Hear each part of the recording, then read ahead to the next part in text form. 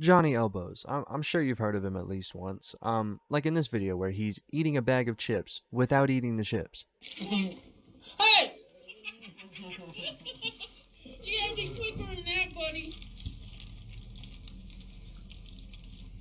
I mean, look at him. The man's chewing, and not a single chip has left that bag. He's eating that shit in Bluetooth. Anyways, the guy's whole online existence is just a meme. I mean, look at this. If this is not the cleanest gritty you've ever seen, then your expectations are way too high. Johnny Elbows has been pretty popular for, I'd say, about a year. And not really for good reasons. I mean, not for bad ones, but like, he's mainly just popular because, I mean, if you couldn't tell, he has some kind of mental condition. And to be honest, he's just been completely exploited. For some context, he has his own TikTok account, but he really never uses it. The account that he's mainly on is his friend Mario's account. It's where like 95% of the Johnny videos are. But the real views weren't really from the videos. The real views were from the live streams that they did. Now, if you've had TikTok for a while now, you'll realize sort of a trend with people that have mental conditions just being completely manipulated. Like, it's fucked up. There have been a lot of them, and every single time it ends terribly. For example, you've got World of T-Shirts, whose content started, pretty wholesome, and he got quite a bit of traction. And then a video got leaked of him stomping a fish to death. Not even kidding. He literally just fucking murdered a fish. I don't know the context. I don't really know what happened, but the video, I mean, dude, it's graphic. I'm not gonna show it because I kind of like my channel, but he full on just stomps on a fish for the entirety of a 40-second video.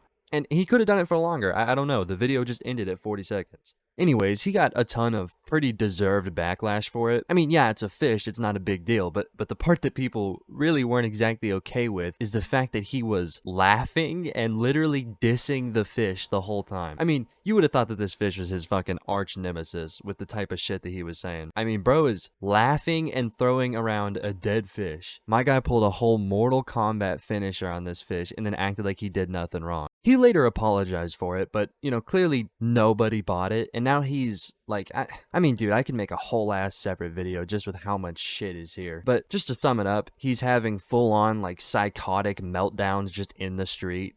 He's going on lives being insanely drunk. I mean, he's a complete alcoholic. There have been people that know him and have came out saying that he actually drinks every single day. I mean, it's sad. Then you got like Daniel Larson, who I'm not really gonna go into all the detail. There's a ton of shit here, but basically the man has just a very cult-like fan base, and just to be honest, they just pressure him into doing incredibly illegal shit. He's had warrants for his arrest, he's gotten into tons of fights, just some real dumbass stuff. And all of this brings up the question of like, is it their fault? Now, I'm not saying this is like to downplay any of this shit that they've done. I mean, World of T-Shirts didn't even know that he was being recorded and he killed a fucking fish. That was 100% all him. But there are other instances of shit that they've done where it's completely clear that their fan base and the people they hang around are just exploiting them and basically making them do outrageous shit for views. Now, this is common. Like, this happens with a lot of people. But the thing is, people who don't have a mental disability are able to actually understand that the stupid shit that they're doing is just for the camera. Like, it doesn't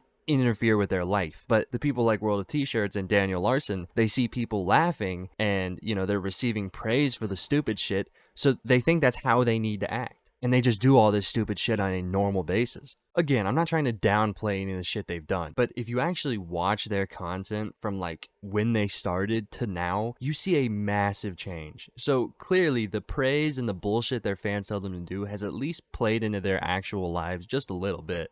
Now we look at Johnny Elbows, who, compared to the others, is a lot more new to the fame, and you can literally see the change in his personality over the span of like 3 live streams. It happened quick, and the reason is because he's not reading comments. It's not his fans that are pressuring him and doing shit. It's the owner of the account, Mario, who tells him to do the shit.